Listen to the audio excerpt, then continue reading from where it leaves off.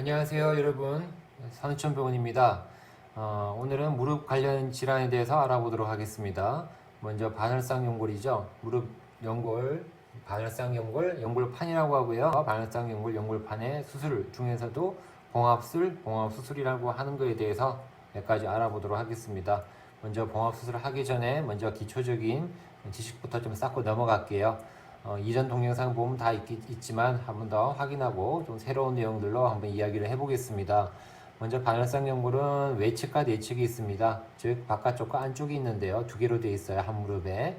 그래서 외측은요 로드 트랜스퍼 하중 이전에 중요하다고 합니다.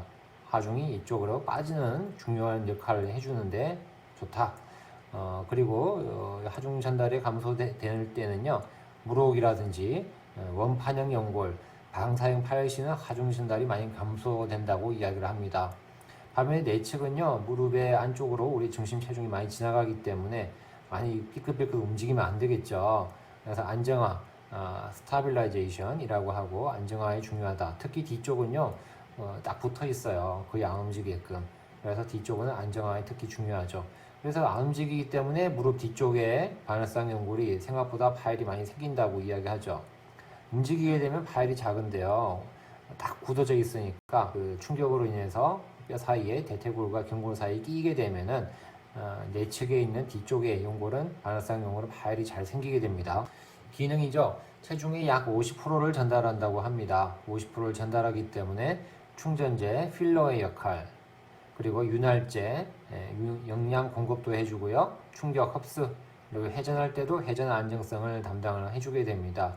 회전할 때 뭐 십자인대도 중요하지만 연골이 있어야 회전을 잘 할 수 있고 회전 안정성을 뒷받침되겠죠. 반면에 뭐 연골이 거의 없게 되면은 역시 십자인대도 회전을 할 때 영향을 주기 때문에 십자인대도 그 같이 안 좋아지는 영향이 많이 생기게 되겠습니다. 혈관인데요. 요거 좀 기억을 좀 해주실게요. 혈관은 내측으로는 백년부의 10에서 30%. 그 말은 뭐냐면요. 연골이 보통 C자 모양으로 있는데요. 무릎의 제일 바깥쪽 또는 안쪽에서 혈관이 들어오게 됩니다. 특히 내측은 안쪽에서 혈관이 들어오는데 10에서 30%까지만 혈관이 들어오는 거예요. 외측은 더 작죠. 10에서 25%까지만 혈관이 들어오기 때문에 그 나머지 부위, 즉 그 백년부에만 30%까지는 피가 들어오고 중심측으로 들어오게 되면은 30%에서 100% 부위까지 부위에는 피가 잘 안 통한다는 거죠.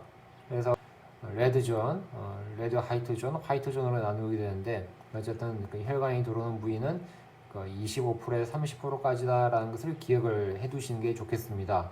이거는 뭐 테크닉적인 문제입니다. 연골을 봉합할 때 어떤 봉합 자세에서 하는지요. 외측 연골 봉합은 Figure 4라고 합니다. 양반다리 자세에서 봉합을 하게 됩니다. 특히 내측 연골 봉합을 할 때는 마지막 타이, 마지막 봉합을 이렇게 매듭을 지을 때는 완전 신전 위치에서 봉합을 하는 것이 좋다라고 이야기합니다. 봉합 간격이죠. 봉합 간격은 3에서 4mm 정도로 하고 너무 촘촘하면은 또 혈액순환이 떨어지고 너무 넓으면 불안정하겠죠. 그에 맞게끔 해주는 게 좋겠습니다. 바늘상 연골을 봉합을 할 때 주의해야 될 구조물들이 있습니다. 외측으로는 비골신경이 있습니다. 그래서 봉합관을 통과 시에 90도 굴곡을 해주고 양반다리를 해줘서 비골신경이 안 다치도록 주의를 해야 되겠습니다. Inferior Lateral Genicular Artery 이런 또 동맥이 있어요. 이것도 슬와근이라고요. 또 그 무릎 뒤쪽에 그 쭉 지나가는 힘줄이 있는데요. 이 힘줄도 주의를 해야 되겠습니다. 내측으로는 복제신경이 있습니다. 그리고 복제신경이 안 다치도록 우리가 5에서 15도 정도 굴곡을 해서 바늘이 통과하는 것이 좋다라고 이야기하죠. 봉합술의 적응점을 좀 아셔야 될 것 같아요. 뭐 어떤 경우가 봉합이 적응되는지 모든 파열이 다 봉합되지는 않고 일반적으로 좀 깨끗한 연골이 봉합이 된다라고 알고 있고요. 자세하게 보면 수직 종파열이라 그러죠. vertical longitudinal tear. 막 흩날리면서 찢어지는 게 아니라 길게 쭉 찢어지는 경우죠. 이런 찢어지는 경우가 봉합이 잘 된다. 봉합의 적응증이라고 보시면 됩니다. 1cm 이상, 너무 1cm 미만으로 안정적인 경우, 그런 경우는 봉합의 적응증이 되지가 않습니다. 안정적이기 때문에 개인이 봉합해봤자 큰 의미는 없고 1cm 이상의 불안정할 때는 봉합을 해주는 게 올바르겠죠. 그리고 봉합을 하려면 주변 조직이 정상이어야 됩니다. 주변 조직이 너무 이렇게 너털너털거리고 펄럭펄럭거리면 봉합이 안 되기 때문에 남은 연골의 상태가 좋아야 되고 혈관절의 안정성이 확보돼야 됩니다. 이 말은 십자인대라든지 전체적인 밸런스가 그 뼈의 정렬이 좋고 인스타빌리티 불안정성이 없었을 때만 이런 연골의 봉합이 된다라고 보셔야 됩니다. 전방 십자인대, 후방 십자인대가 안 좋다든지 O다리라든지 X다리가 심한 경우에는 봉합술을 하더라도 잘 봉합이 되지 않는다라고 보셔야 되겠죠.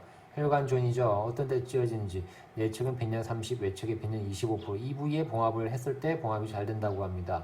그리고 너무 나이가 많은 분들과 비활동적인 보다는 젊고 활동적일 때 봉합에 적응증이 된다라고 보시면 되겠습니다.